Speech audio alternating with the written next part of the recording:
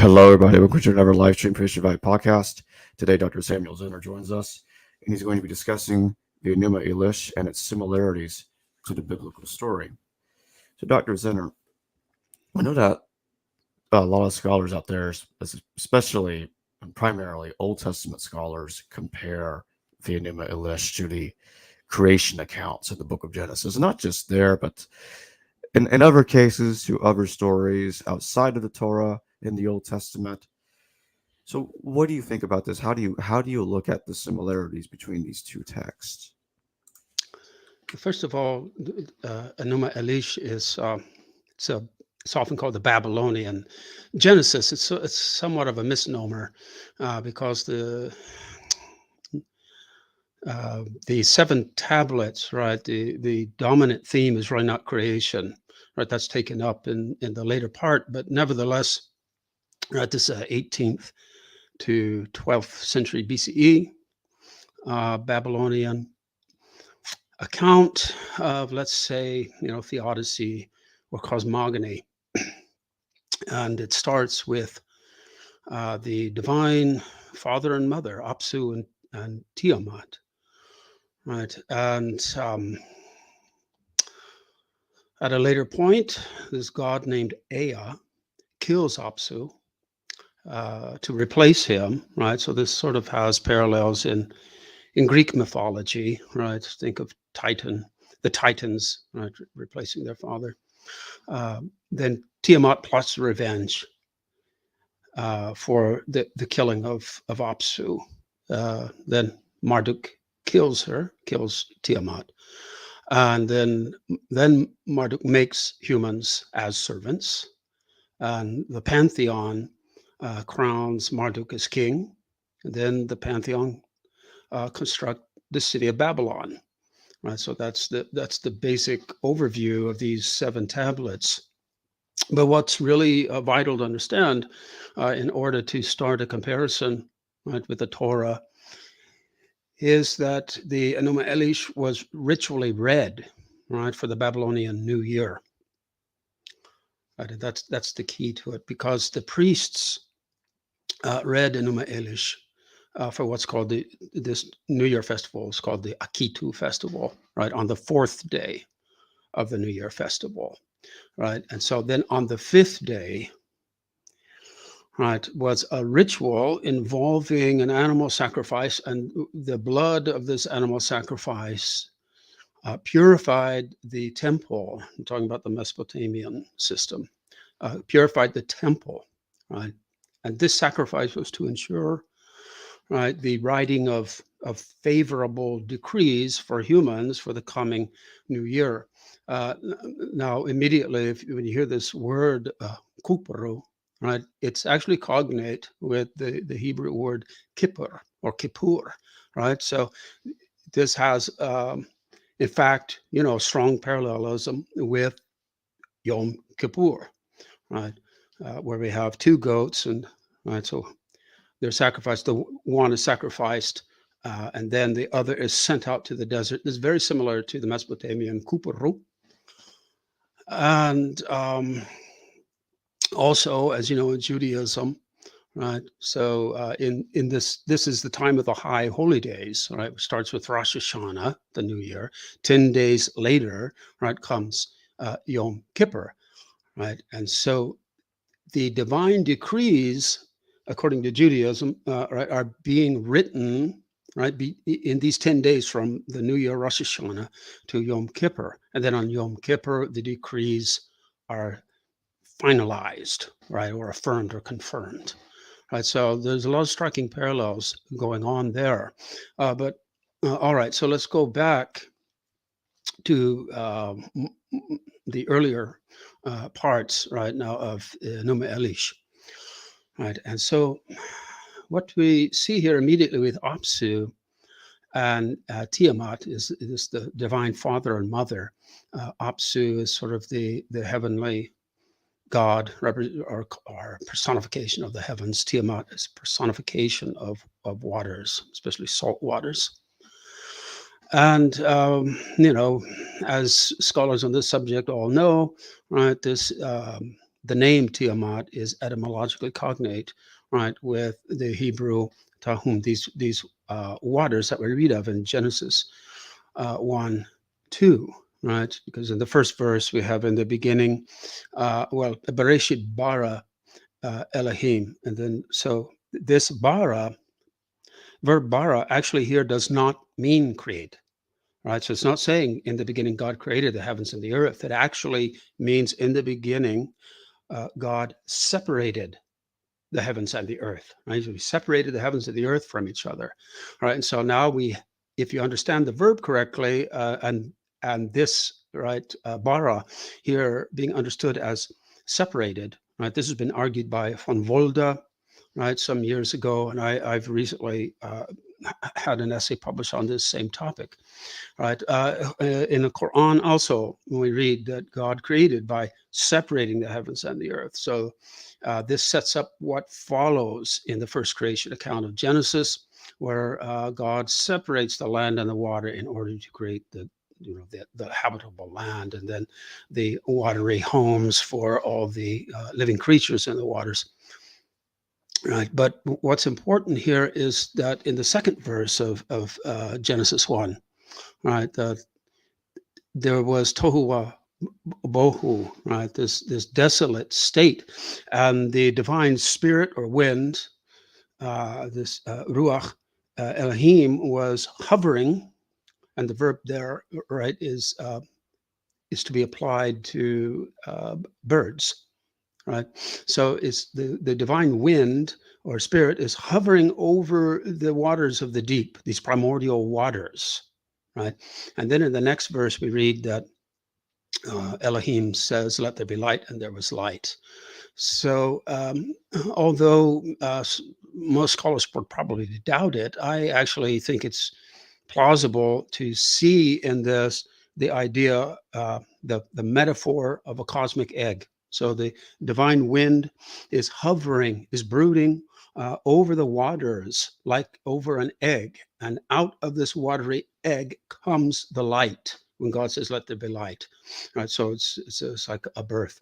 And many scholars of Torah will say that, yes, we see some parallels to Tiamat here in these opening verses of Genesis, but they have been demythologized. That's probably the majority opinion, but I don't agree with it. I agree with the minority opinion. It's represented by my colleague and friend Nick Wyatt, whose work I recommend to everyone.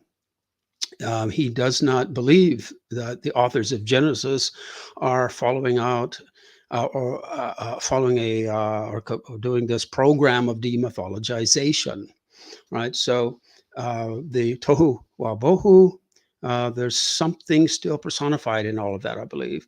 And then in the creation of the day and night, these also, day and night, seem to be personified figures, just as they are in the other ancient stories of creation, even the Indo-European stories like the Völuspá in the poetic Edda, right? The old Norse or old Icelandic poem, the song or the prophecy of the Cirrus, right? And in fact, the actual formula, right? The formulas that we see in the opening of Enuma Elish are actually also used in various Indo-European creation stories, like the song of the Cirrus of Völuspá in Old Icelandic, but also in several other ancient sources, Indo-European sources.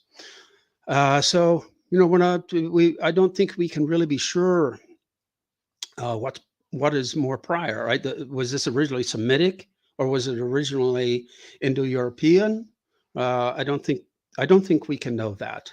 Too much time has passed, but definitely there's been this intermingling, right? Because of cross-cultural contact and cultural fertilization, it can be called, right? So anyway, this is the basic setup. And recall again that this is not only in Genesis where we have the influence, I believe, of Enuma Elish. It's also like the story of the parting of the Red Sea, because that's a repetition, right, of God separating the primordial waters, right? And so that creates the earth, right? But what was his name? Kenton Sparks, I believe, published an essay some years ago. He pointed out that then at the Red Sea, through the parting of the Red Sea, God creates again, but here he creates Israel, right? And you can actually see in the first line of the Torah, where it says that God separated the heavens and the earth, the haaretz. This is actually there's a subtle hint in that to the land of Israel, right? To the land of Israel. And you will see that if you go to the end of the Torah, that is towards the end of the book of Deuteronomy, right? Once again, this noun for the land, aretz, begins popping up, right?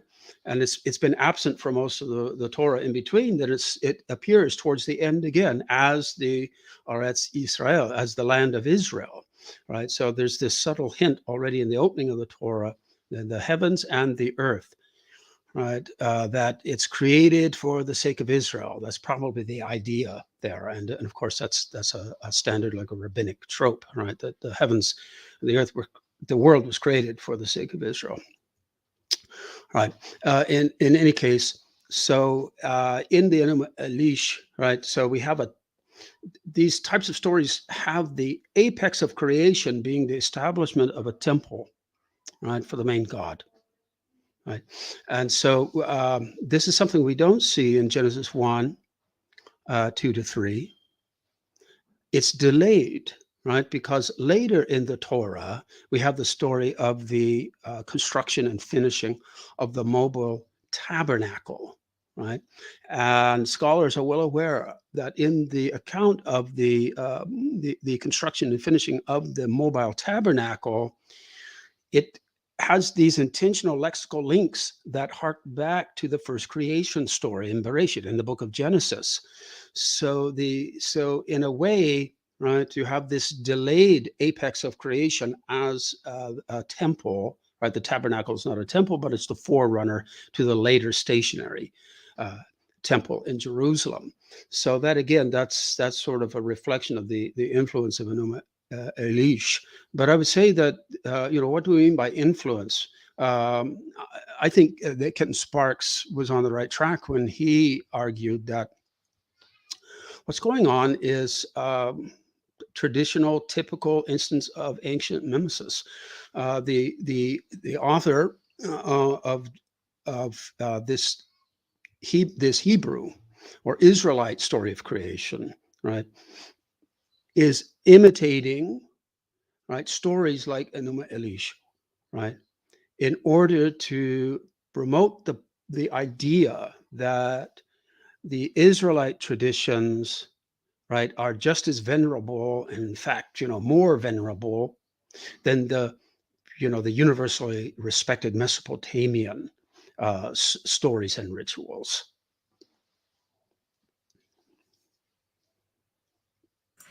What do you think about the comparison between Tiamat and Leviathan when Yahweh fights Leviathan in the Old Testament to Marduk fighting Tiamat?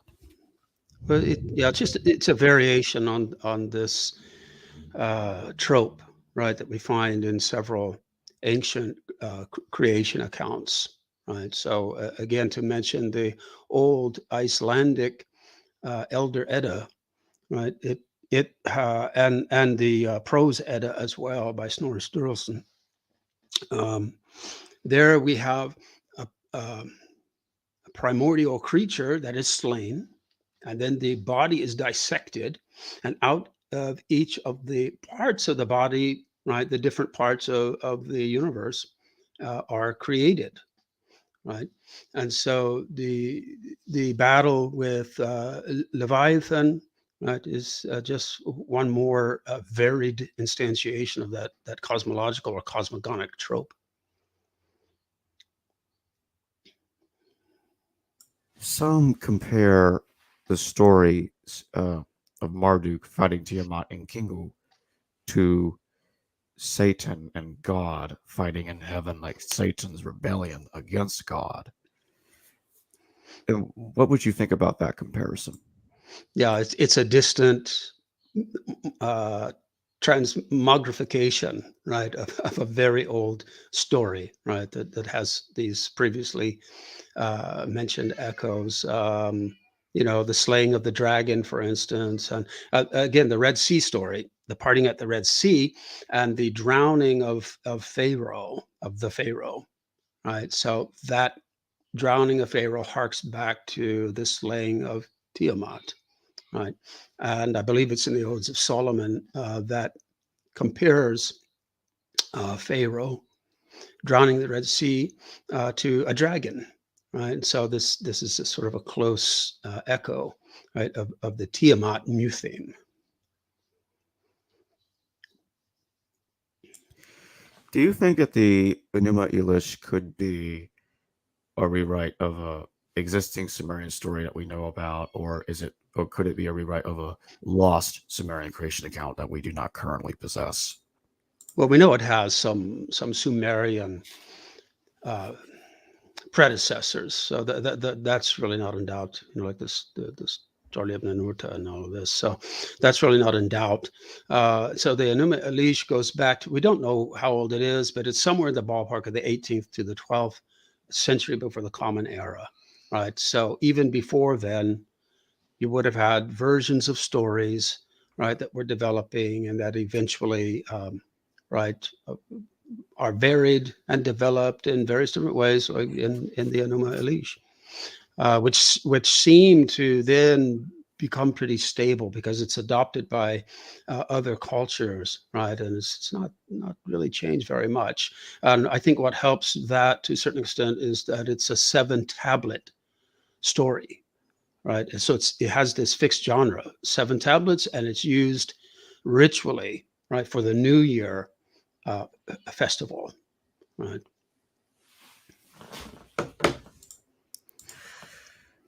I think I did read in a couple of places that some would even compare the fact that the Enuma Elish is told in 7 tablets to the 6 days creation story in Genesis and the Sabbath being the 7th day. What do you think about Well, that particular comparison?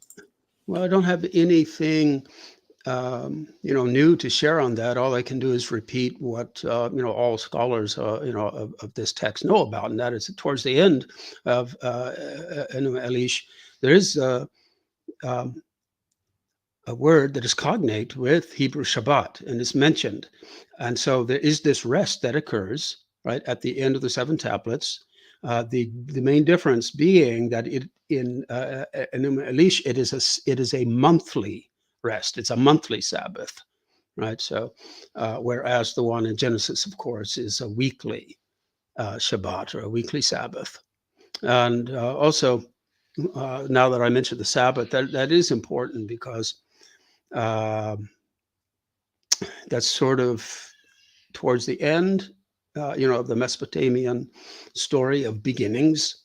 And it's the Shabbat is, of course, occurs at the end of the creation account in Bereshit 1 and 2. And so what's interesting about that is instead of having the temple as the apex of creation, Genesis makes the Shabbat the apex of creation. So it's as if Shabbat is a temporal temple, right? It's a very interesting concept.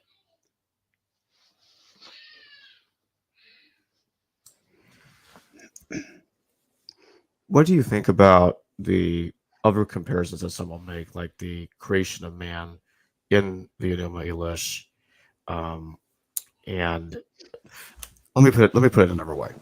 Mhm. Some will compare Yahweh directly with Marduk and say they have a lot of similarities. The Babylonians have rolled up pretty much almost all the gods into one character. They gave Marduk the attributes of all the other gods, and Mhm. he does everything by himself, just like Yahweh does. And they think that some will think that, well, since the Torah was written around the time of the Babylonian captivity, some don't see that as a coincidence, and they think that Yahweh is kind of a Hebraic refit of Marduk.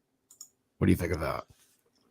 Well, there's two questions there. The first one with the creation of humanity in Enuma Elish.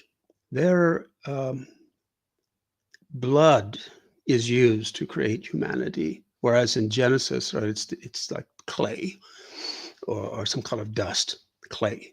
But at the same time, this word, the humanity, Adam, right, in Hebrew, right, is also sounds very much like, right, an allusion to red, right? So that's interesting. Now, to go to the role of Marduk, as I said, what happens? We have this Apsu and Tiamat, the divine father and mother.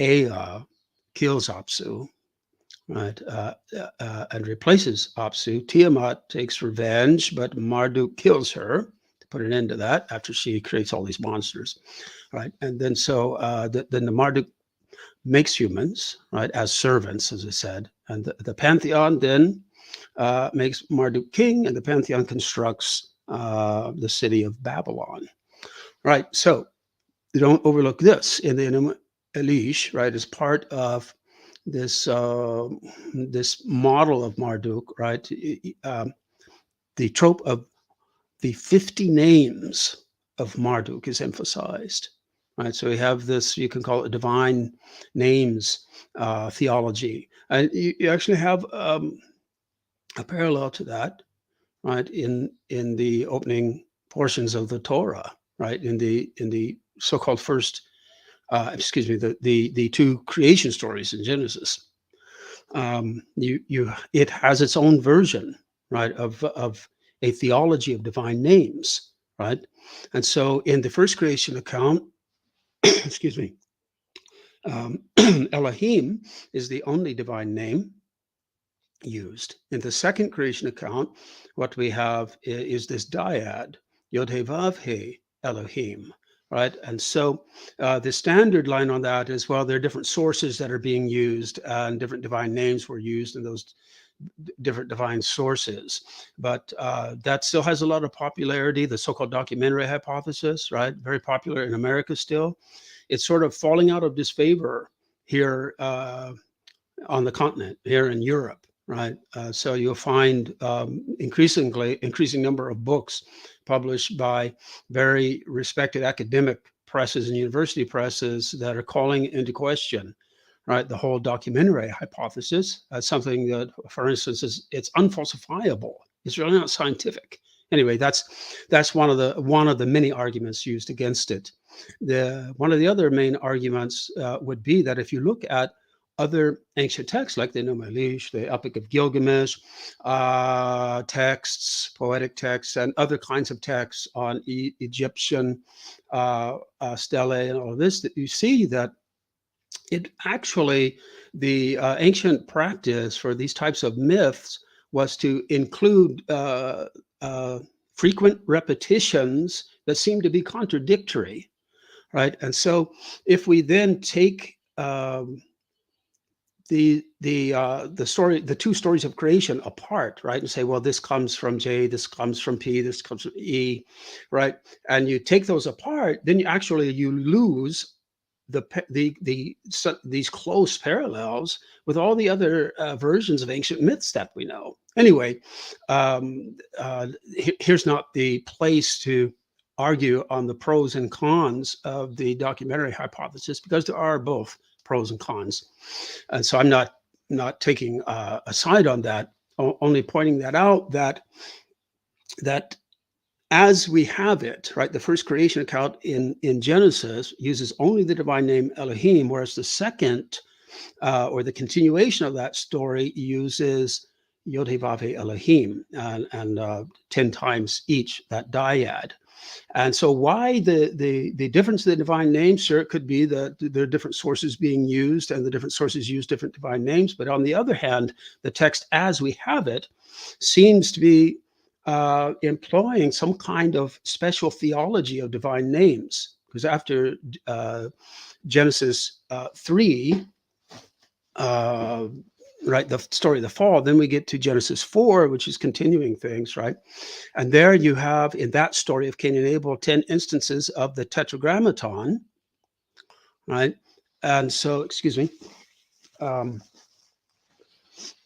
and the chapter 4 ends with the note that at that time, humans began to call on the name Yod He Vav He, right? And so there seems to be this alternating use of different divine names, right? So whatever's behind that, it does give us a sort of parallel to what we have in the Enuma Elish, this emphasis on the 50 names of Marduk. So there's a divine name theology, I think, in Enuma Elish, and I think that we have a very distinct or very different version of that, right? A specifically Israelite version of that in the early chapters of Bereshit, and certainly Marduk as the king of the pantheon, right? And insofar as he has this predominant role, certainly he does parallel the predominant role of Yod-Heh-Vav-He, right? In the Torah, right, and throughout the Tanakh, throughout the Hebrew Bible. But we shouldn't overlook, though, that, all right, go back to Apsu, the divine father, who was killed by Ea, right? So who is this Ea? Well, actually, Ea is etymologically cognate to well, I would say the meaning of Ea, right? The etymological meaning of Ea basically means he who is, right? And so this is a theological or phonetic interpretation of the meaning of Yod He Vav He, right? In Exodus chapter 3, where Moses, right, is speaking with God at the burning bush, this story. And Moses asks God, all right, if you want me to go to the children of Israel, they're going to ask me, what's the name of this God that sent you to me? And God says, well, tell them, Echia Asher Echia, right? I will be what I will be, right? And which means just I will be whatever I choose to be. I'm going to do whatever I want to do. You can't pin me down, right? But this Echia, right, phonetically sounds like the name Yod He Vav He, even though actually, and here again, I have a minority opinion on this, there's actually no etymological connection between Echia, I will be, and the meaning and the tetragrammaton. The only similarity is a phonetic one, right? And that's often the case in the Torah, where you have passages where it says so-and-so named their infant such and such because, and this is what we call folk, usually it involves what we call a folk etymology, right? So the name of a certain name is given a child because for whatever reason, and there's an etymological relation between the child's name made and some Hebrew verb. And it usually turns out that actually that verb has nothing actually etymological to do, right, with the actual name. Here also, the tetragrammaton, Yod He Vav He, is not etymologically connected to the Hebrew verb of being, right? But still, what's interesting is that Ea in the Enuma Elish, right, is etymologically related to Exodus 3's Echia. And so it also sounds like Ea, right, also sounds like the name Yod He Vav He, right, somewhat, right, because despite scholarly confidence, we really cannot be sure, right, of the original pronunciation of the tetragrammaton.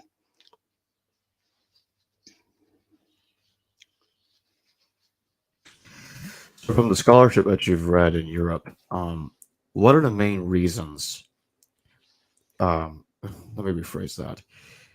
The scholars that are becoming skeptical of the documentary hypothesis, are they starting to lean towards one author for the Torah or just a few authors? Because I know the documentary hypothesis postulates many, many authors per book in the Torah. So what are their views on that? Well, I mean, there. I'm sure there. There are several different views, but I think in general, um, yeah, there are different views, and they range from these scholars range from, I think, maybe evangelical Christians to just very standard run of the mill um, biblical scholars. Many of them are probably atheists, right? So I don't really see any kind of a theological program or theological motivation behind this. It's simply the fruit of studying ancient parallels. I say if you reading a lot, for instance, if the story of the deluge in the time of Noah, right? Again, if you read this, you see that, of course, the standard documentary hypothesis is that, well, it's built out of two contradictory versions, right? So we separate it, right? We take out the one from the other, and now we're left with two stories. But the fact is that when you do that, you destroy the parallelism with the Epic of Gilgamesh, with its story of the flood, because actually, point for point for point for point, the Epic of Gilgamesh follows the narrative that we find actually in the Torah. I think is what is it, Genesis chapters like 7, 8, 9, or somewhere around there. And so um, it's just a matter of comparing these stories of the Torah with with these other ancient parallels, and it's very clear that across the various ancient Near Eastern cultures, this is the way they wrote their stories. Even in the first production of the stories, it seems that it seems like they're telling two different versions of the same story. And again, this also is applicable to battle accounts, for instance, right in Pharaonic Egypt, right? Uh, so if you look at it by analogy, if you want to start taking apart Egyptian stories of battles on this same principle, that, well, this one's using this divine name and this paragraph uses a different divine name, and that is the case. That's the standard compositional technique right across ancient Eastern cultures, as well as these, like I'm referring to specifically battle stories right from Pharaonic Egyptian times, right? So there's the use of different divine names, right, and seemingly contradictory details, almost like there are two different versions of a story being thrown together. And yet we know for a lot of these stories, we actually have the authors' names, right, who were charged by the Pharaoh to compose these texts. Right.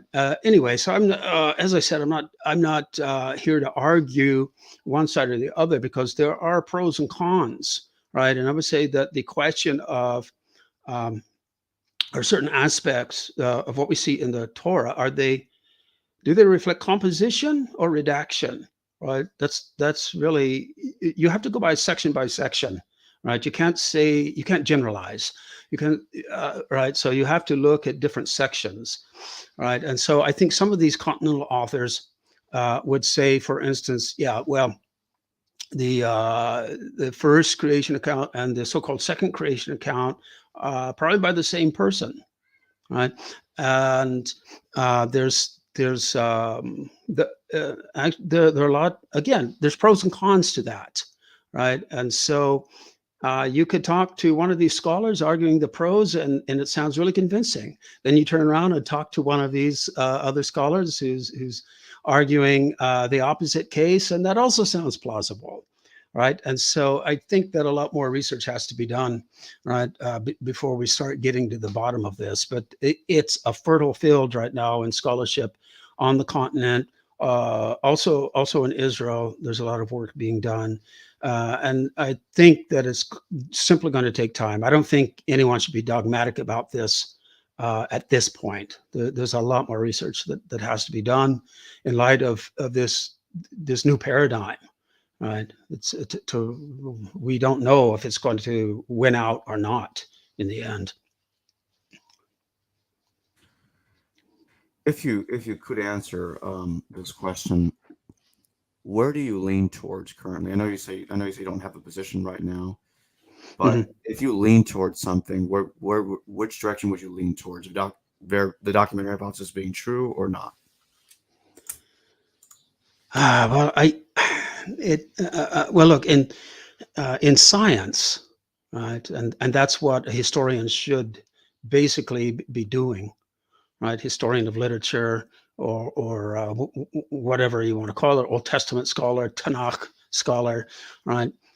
New Testament scholars, experts in ancient literature, right? That's how I see this. This is ancient literature. All right. So to be an expert in ancient literature, right, we have to apply the scientific methodology, right? Otherwise, it just becomes an exercise in apologetics or fanciful literary interpretation, right? And so, one of the core bedrock foundations, right, of the scientific methodology is Popper's falsifiability, right? So you have to for a theory or a model or a paradigm to be scientific, it must be falsifiable, right? And if you look at the typical, Wellhausian um, model of the documentary hypothesis, well, you immediately, very soon you confront this fact that it's actually unfalsifiable,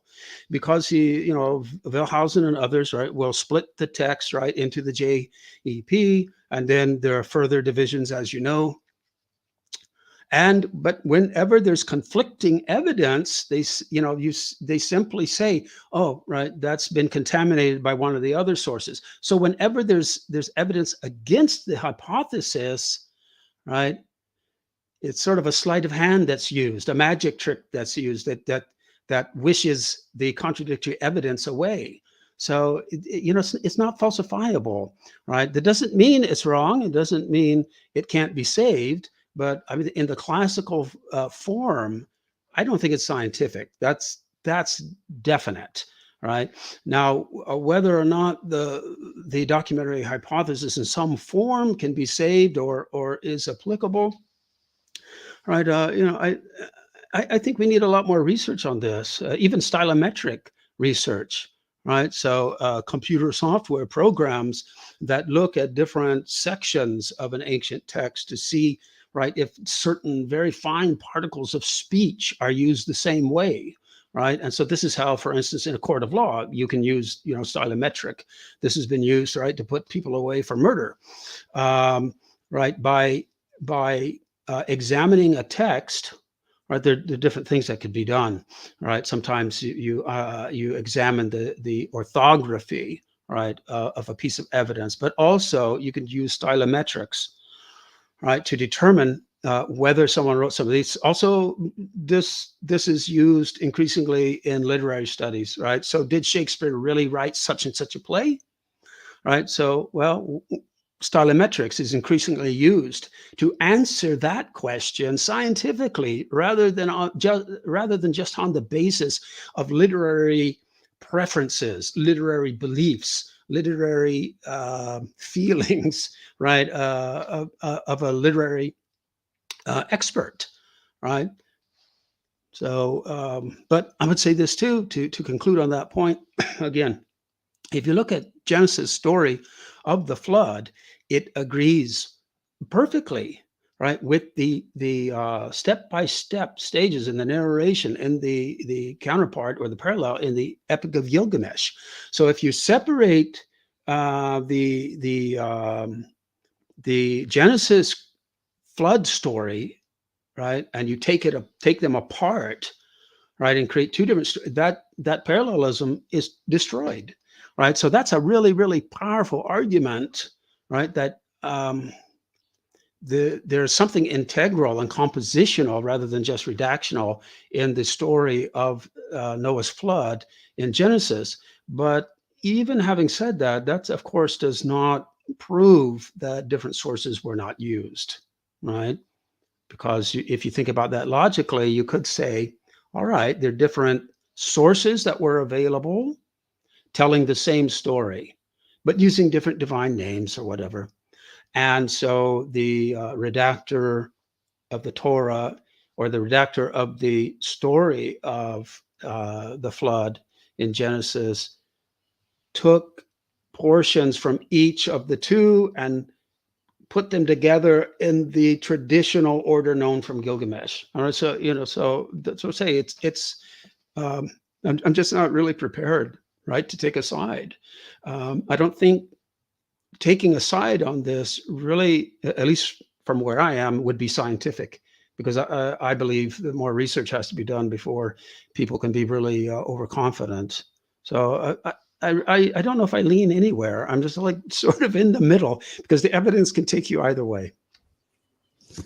Understood. Well, thanks for joining me once again, Dr. Samuel Zinner. You're welcome. My pleasure.